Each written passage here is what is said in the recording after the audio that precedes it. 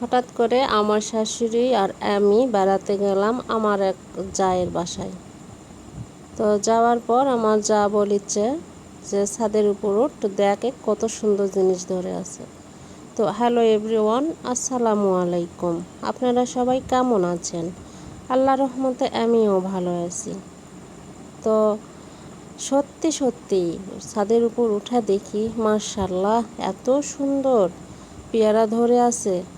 সুবহানাল্লাহ, দেখে তো মনটাই শান্তি যে এত সুন্দর সুন্দর ধরে আছে। তো আমার যা বলিচ্ছে যে পাকা পাকাগুলি নিস না, কাঁচা কাঁচাগুলি নে, পাকাগুলি হচ্ছে পোকা হবে। তো কার কথা কে শোনে? আমি পাকা কাঁচা সবই নেব, কারণ পাকা নিলে আমার হচ্ছে বাসায় গুড্ডু আছে, সবাই তো জানেন। গুড্ডুকে দিলে গুড্ডু মজা করে খাবে। পাকা পাকা পেয়ারাগুলি খুব মিষ্টি হবে, অক দিলে তুমি সেই মজা করে খাবে। তো যাই হোক, ছাদের উপর থেকে আমি কিছু এপাশ ওপাশ একটু ঘুরে ঘুরে দেখলাম। তো দেখতে দেখি এই গাছটাতে এত জাম্বুরা ধরছে।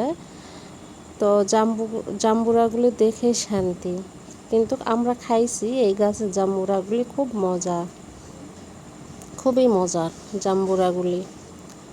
তো ছাদের উপর থেকে দৃশ্যগুলো দেখতে খুবই ভালো লাগছিল, মানে সবুজ সবুজ ঘেরা গাছগাছালি দেখা যাচ্ছে, আর ওই যে কলেজ, মেন রাস্তা সবই দেখা যায় আমার এই জায়ের বাসায় থেকে। তো পেয়ারা আনার পর আমরা বাসায় চলে আসলাম।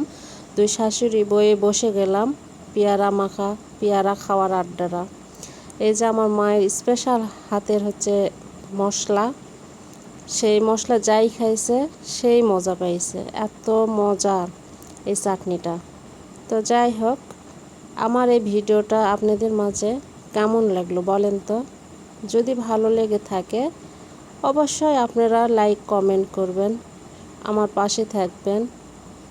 তো সবাই ভালো থাকবেন, সুস্থ থাকবেন।